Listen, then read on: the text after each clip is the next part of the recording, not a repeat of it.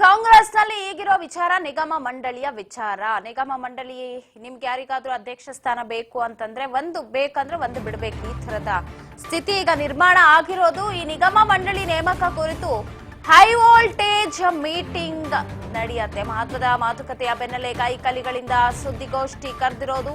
KPCC ಕಚೇರಿಯಲ್ಲಿ ಮಹತ್ವದ ಸುದ್ದಿಗೋಷ್ಠಿ.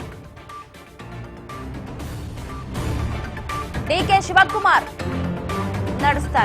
in the ensuing Lok Sabha polls, and they will keep the Congress flag flying like it happened in the assembly polls, despite all the naysayers and despite everybody who was skeptical of a Congress victory.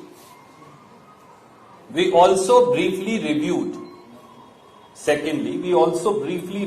the Congress guarantee program and as to how the Congress guarantees are getting implemented on the ground. They have pointed out that regular audit is going on, and wherever there is a deficiency, the concerned minister and ministry are addressing those issues so that maximum beneficiaries are covered, particularly belonging to SC, ST, OBC, minorities, women and youth. And we will continue to ensure and constantly monitor implementation of the Congress guarantees. Thirdly, we also discussed the issues of formations of various boards and corporations. And some discussion was held today. The discussion will continue. I am in charge of Madhya Pradesh currently, and I'm headed back there. I have told them that the election will be over on 17th in Madhya Pradesh, and immediately, either on 17th or 18th, I will be back to carry forward the further discussion. So it will take 2, 3, 4 rounds. We are looking at our cadre as also our legislators and members of the Legislative Council, all of whom who can participate in the progress of the state as also in the onwards march of the state. We also briefly discussed the issue of various statements that are made. Some of you were asking me, and I was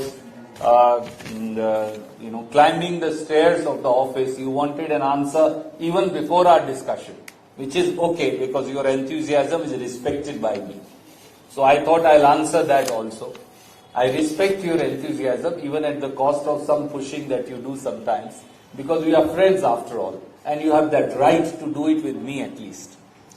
So we also discussed the issue of various statements that were made by some of our ministers and MLAs, and I have told PCC President, anybody falling out of party line, we have warned, and I again warn very clearly and categorically.